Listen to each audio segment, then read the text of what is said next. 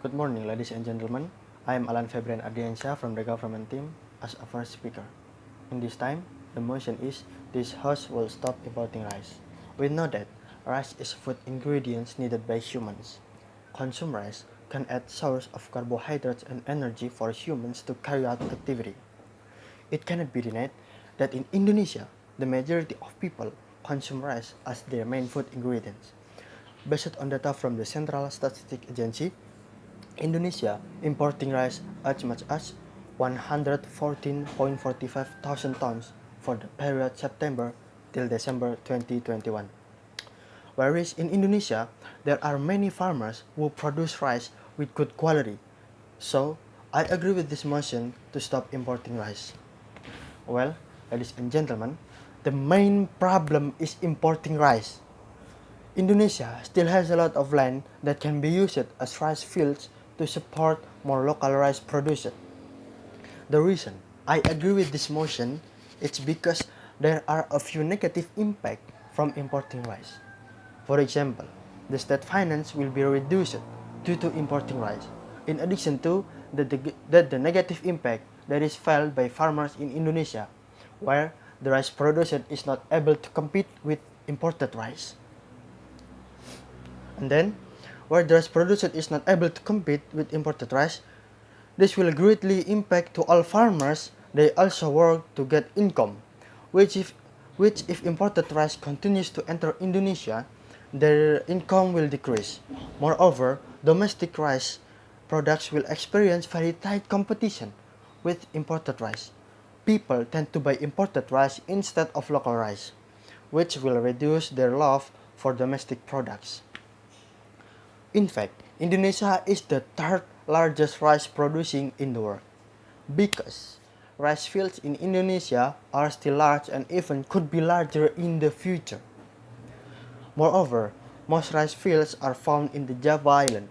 So, why does Indonesia still import rice? The solution to this problem is Indonesian farmers should get more attention by the government. The way is supply quality seeds so later the rice produced has a good quality and the price can be cheaper so that it can be compete with imported rice. Just note that government also should be more active in reviewing rice production in the regions, giving information to farmers about the range of prices so that farmers can adjust their rice price. Another solution to solve this problem is the government built rice bonds for farmers so that rice can be stored in a good place to avoid rice becomes moist and reduce rice quality. Then, the way is giving dryers for grinders in every region.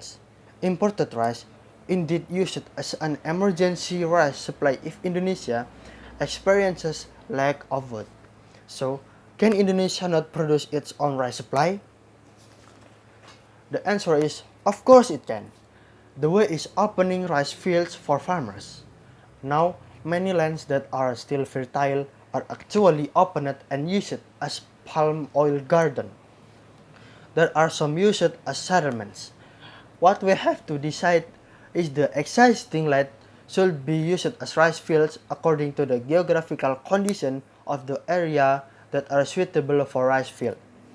Moreover, if the farmers have a good equipment facilities, of course, it will make their work easier. For example, the government provides facilities such as field plough tools, rice milling tools, and other tools that support agriculture. If we have a large supply of rice and have a good quality, of course, besides being able to be used domestically, we can also export rice abroad so that agriculture in Indonesia can develop and progress. State finance will also increase if we can export rice. This impact will also be felt by farmers so that their life becomes prosperous. It is very helpful, especially in this era of pandemic. The alternative solution is growing rice by hydroponics.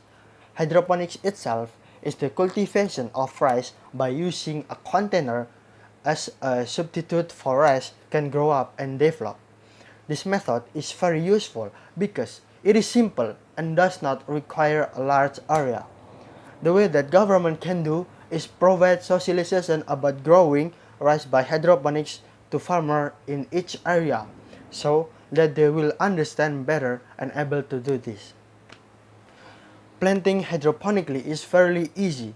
For example, in Japan, they have done this method which has proven to be very effective. They even grow rice indoors.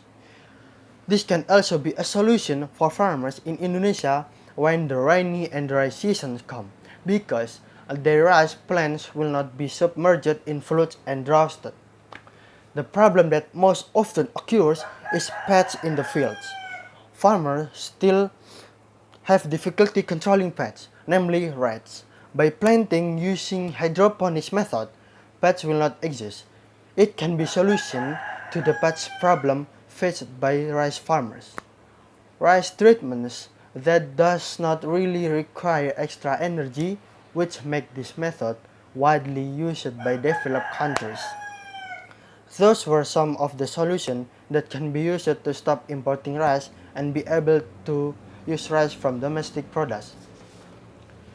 Finally, the obvious conclusion is importing rice it must be stopped due to will have a bad impact for progress of the Indonesian nation on the farm side. Bung Karno said that the life and death of a country is in the hands of the country's agricultural sector. Well, that's my argument. Thank you.